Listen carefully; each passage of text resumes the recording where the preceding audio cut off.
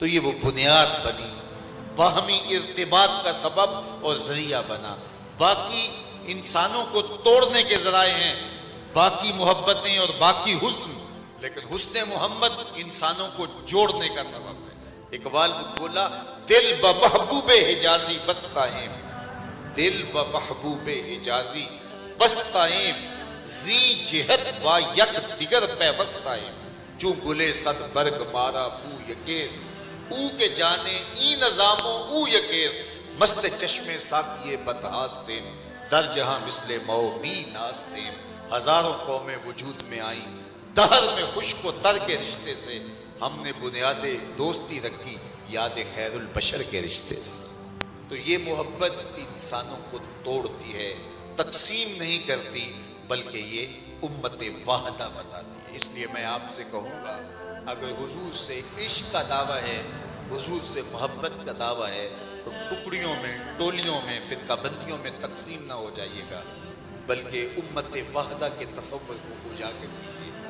हुजूर को तस्कीन होगी, गुंबद खजरा में हुजूर खुश होंगे अगर आप उम्मत वाहदा की सूरत के अंदर बाहमी इर्तिबात के साथ कदम से कदम मिलाकर आगे चलेंगे। डेढ़ ईंट की मस्जिदें बना करके छोटे छोटे ग्रोही और छोटे छोटे सतही इख्तलाफ की बुनियाद पर आप कहाँ से कहाँ खड़े हैं। तशद्दुद और इफ्तिराक और बाहमी जो है वो इफ्तिराक में मुब्तला हो करके उम्मत की वहदत को हमने पारा पारा कर दिया।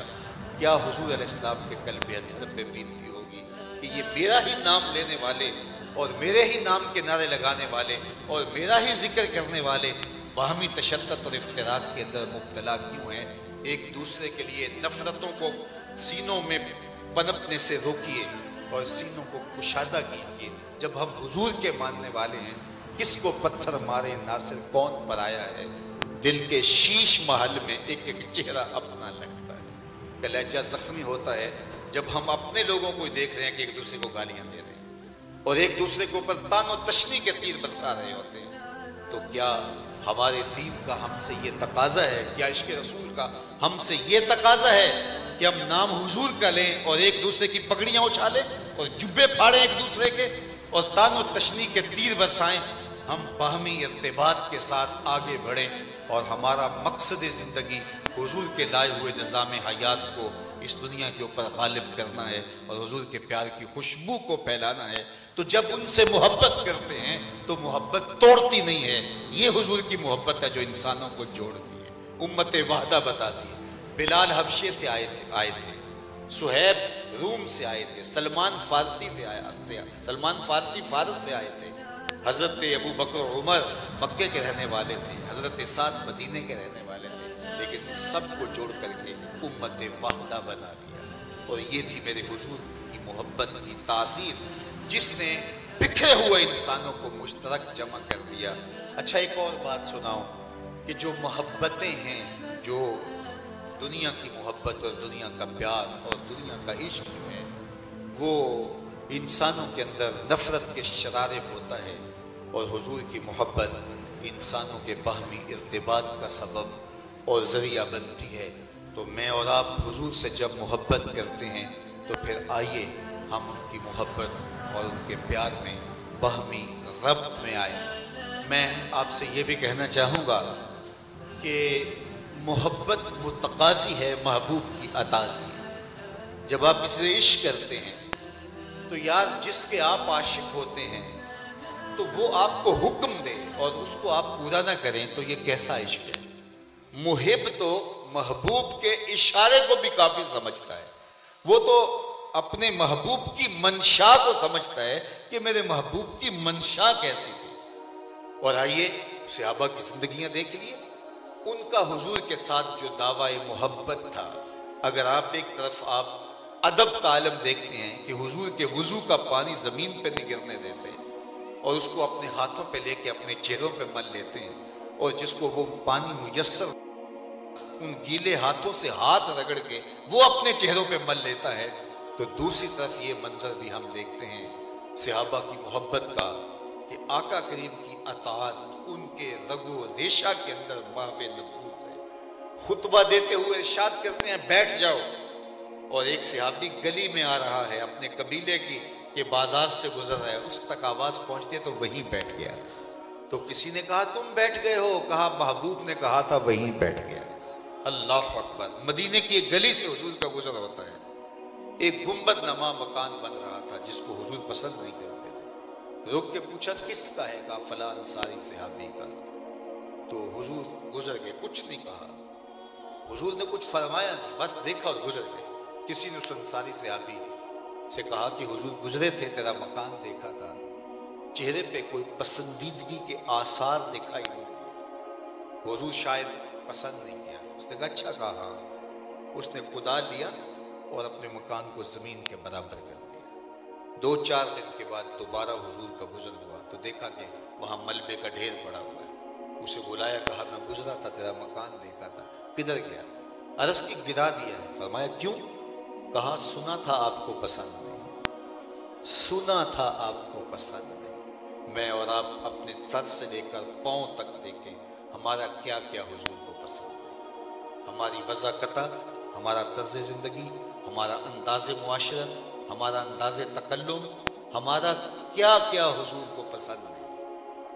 हजरत अनस रज़ी अल्लाह तआला अन्हु शोरबे में कद्दू के टुकड़े निकाल निकाल के खा रहे हैं। किसी ने कहा कि हजरत ये क्या माजरा हुआ? कहा मुझे नहीं पता, एक दिन मैंने हुजूर को यूं खाते हुए देखा था। अपनी तबा को हुजूर की तबा की मोहब्बत में डाल दिया। ये था उनका प्यार, ये थी उनकी मोहब्बत और ये उनकी उल्फत का आलम था। एक बहरीन से शख्स आया, हुजूर को सलाम किया, हुजूर ने जवाब नहीं दिया। तो वो जिधर हुजूर ने रुख फेरा तो उधर जाके फिर सलाम करता, हुजूर ने फिर एराज किया। तो वो बेचारा पीछे हट गया। तो सहाबा से कहा कि मैं तो समझ नहीं पाया कि नाराजगी का सबब क्या है, तुम मुझे बता सकते हो कि हुजूर मुझसे क्यों नाराज है? उन्होंने गौर किया, कहा हाँ समझ आ गई, ये तेरे हाथ में जो सोने की अंगूठी है इस वजह से हुजूर की नाराजगी। सोना और चांदी उम्मत के मर्दों के लिए हुजूर हराम कर चुके, सिर्फ 4.5 माशे से कम वजन की एक अंगूठी चांदी की जायज रखी गई है और वो भी जरूरत के वक्त काम आ सके। और उसके अलावा मर्द के लिए ये चीजें हराम कर दी गई हैं और इसको हुजूर जहन्नुम की आग का अंगारा करार दे चुके हैं। तो ये तू गुनाह बेलज्जत कर रहा है, तो हुजूर शायद इस वजह से नाराज हो। लगता है कि नाराजगी का सबब ये है। खैर वो आगे गया, वो अंगूठी सोने की उतार के हुजूर को पेश करते हुए कहा, हुजूर कि आप इस वजह से नाराज हैं? तो आका गरीब ने अंगूठी को पकड़ा, यूं फेंक दिया, मजलिस पे बैठ गया, नाराजगी की वजह खत्म हो गई। मजलिस चलती रही। जब मजलिस इख्तिताम को पहुंची तो लोग उठ के घरों को जाने लगे। ये भी वापस पलटा तो किसी ने इशारा किया, वो अंगूठी तो उठा लो, तुम्हारे लिए तो शरन जायज नहीं रही, लेकिन तुम्हारी बीवी तो जेवर के तौर पर पहन सकती है और कीमती सोना है तो उठा लो। तो उसने क्या जवाब दिया सुन लीजिए। उसने कहा वल्लाहि ला आखुज़ुहु वक़द तरहहु रसूलुल्लाह सल्लल्लाहु अलैहि वसल्लम। उसने कहा अल्लाह की कसम मैं इसे कभी नहीं पकड़ूंगा जिसको मेरे हुजूर ने फेंक दिया। क्या क्या फेंका है मेरे हुजूर ने और हम उसको सीने से लगाएं और आशिक़ रसूल कहलाएं। हमारे इश्क पे सवालिया निशान होगा। हमारे लहजे बताएं कि हम आशिक़ रसूल होते हैं, हमारा किरदार बताए कि हम आशिक़ रसूल होते हैं। हम किसी से वादा करें तो हमारे वादे की पासदारी बताए कि हम आशिक़ रसूल होते हैं। हम किसी से कारोबार करें तो वो गवाही दे कि ये आशिक़ रसूल होता है। हम किसी से रिश्तेदारी करें तो वो गवाही दे कि ये आशिक़ रसूल होता है। मियाँ अपने छाती पे हुजूर की मोहब्बत के नाम का झंडा लगा लेना और बैज लगा लेने से आपके इश्क का सबूत फराहम नहीं होगा अगर आपका किरदार उसकी मुताबिकत में नहीं है। अगर किरदार मुताबिकत में है तो 100 बार लगाइए। आप दुकान पे बैठे हैं और तुम्हारे सीने पे हुजूर के नाम का बैज लगा हुआ है तो लोगों को यकीन होना चाहिए कि ये 2 नंबर बाल माल नहीं बेच सकता, इसलिए कि इसके सीने पे हुजूर का नाम लिखा हुआ है। आपके घर की छत पे हुजूर के नाम का झंडा लगा हुआ है तो किसी को आपके बेटे से अपनी बेटी का निकाह करते हुए झिझक नहीं होनी चाहिए कि इसके